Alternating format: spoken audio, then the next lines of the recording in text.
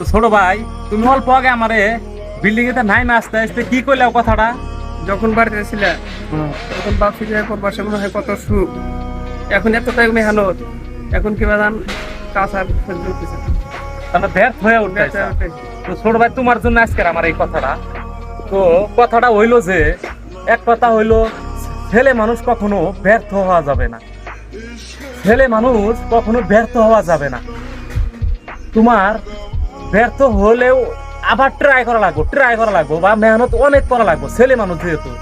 তো তারপরেও একটা কথা মনে রাখবো সবসময়, গাছের থেকে ঝরে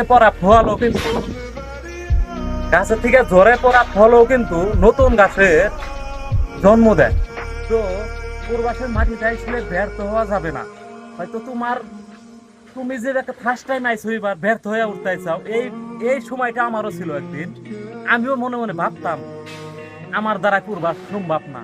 না ভাই, আলহামদুলিল্লাহ অনেক বছর হয়ে গেল, 6-7 বছর আমি রানিং এখন পর্যন্ত আছি। তো ছেলে মানুষের মোট কথা ব্যর্থতা মুখে মানায় না। তোমার মেহনত করাই লাগবো, সফল হইতেই লাগবো। তাইলে দুনিয়ায় তোমার কোথায় ঠাই নাই তোমার। তুমি যদি ব্যর্থ হও, তোমার দুনিয়ার মধ্যে কোথায় গিয়েও শান্তি পাবা না। তাই একটা কথাই বলি, মেহনত তোমার এখন হয়তো বেশি হবো, তারপরেও তোমার কষ্ট করে যেতে হবো। 2 বছর করার পরে হয়তো তুমি যে সমস্ত মানুষের সাথে চলাফেরা, খাওয়া দাওয়া সবকিছু যখন রানিং হয়ে যাবো, তোমার তো ওই টাইমটাই ভালো লাগবে। এখন তুমি ব্যর্থই হবা। আর তোমার বয়সে আমারও এরকম থাকছে যে পূর্বাস মুখে আমার দ্বারা সম্ভব না। ওই যে বাড়িতে ফ্যামিলি আছে, তাদের মুখের দিকে তাকিয়ে থাকতে হয়েছে।